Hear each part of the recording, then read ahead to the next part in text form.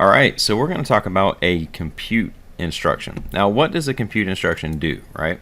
Now, the compute instruction is done mathematically. In this actual rung that I'm actually running this on right now, what I'm doing is I'm currently getting the encoder value, right? I'm getting the encoder temperature. And besides that, not to dig into that so much as what the compute function does, is this actually reads the encoder in Celsius. So what I'm having to do is I'm having to convert Celsius into Fahrenheit. Now, in order to do that, I'm using the compute instruction, and the reason I'm doing that is because it's so much more valuable and easy to do and easier to read. As you can see, this function or this equation right here is much easier to read for somebody that doing mathematical equations than it would be if I had multiple things. So in other words, if I did not have the compute instruction, then I would have to come in here and do a multiply. I would have to come in here and do a divide. I would have to come in here and then add everything up again. So I'm doing a multiplication.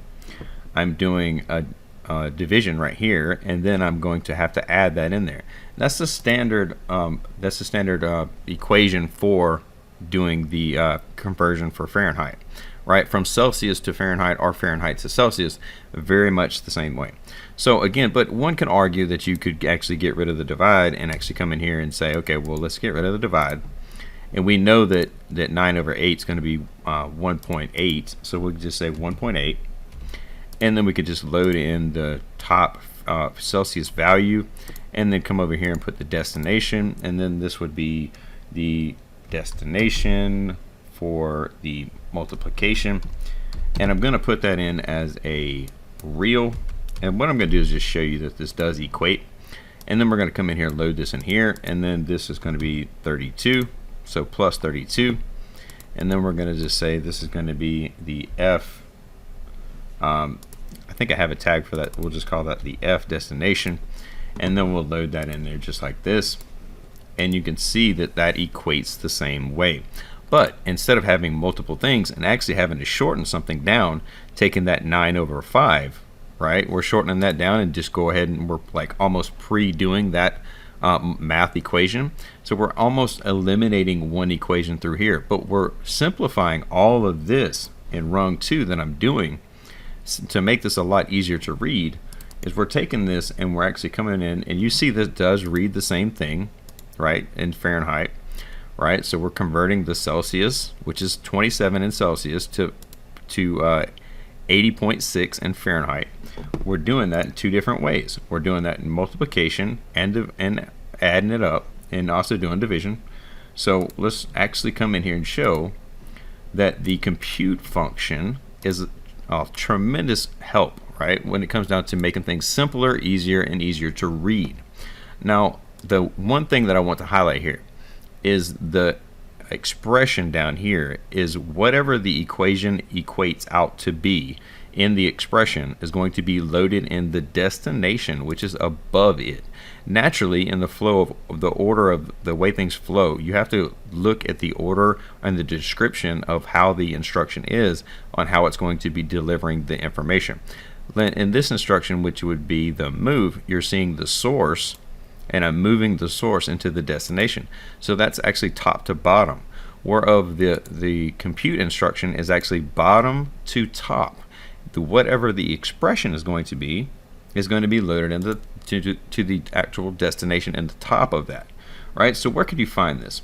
Again, if you're in the favorites tab or you're in the tabs up top, you come over here to the math, which would be compute, and you would come over here to the very first thing. It would be the compute instruction. Now you can always drag this down, or you can always come over here and you go into instruction help. And when you go into instruction help, you can see that this pulls that up, and you can see that you can use these inside of a ladder logic. It's not available in function block, and it's not available in structured text. It does tell you how you can actually do things. It does tell you some multiplication, some things that it does, the order of operations and stuff of that nature. Again, it doesn't change the order of operation of how standard math is done, but in this case of the way I broke this down, again, I did not have to actually come in here and add the brackets in here because naturally this equation would equate out perfectly.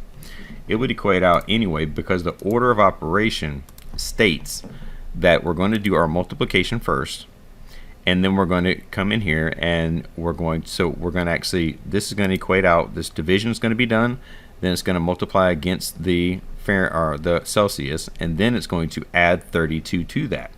Now that's the standard conversion. If you were to look it up on Google, you would see that the Celsius to Fahrenheit conversion is going to be that. Again, when it comes down to it, we could have actually changed that equation to actually equate to 1.5 or 1.8 right here, just like this, and it would equate it out the same way. Now this may change again the way things are done, see, but you're still getting away with that because this multiplication is happening first and then the addition is happening afterwards. Now standardly I like to keep things where somebody can easily read it, and I would put the brackets back in there so that somebody that doesn't have to be a math expert could actually read that. And I'm going to do the 9/5, put that back like I had it, and you can see that that is the equation right there that we're actually loading into the Fahrenheit to get the actual conversion. Now, why are compute functions used? Generally they're used for many different things that you use math for in different things.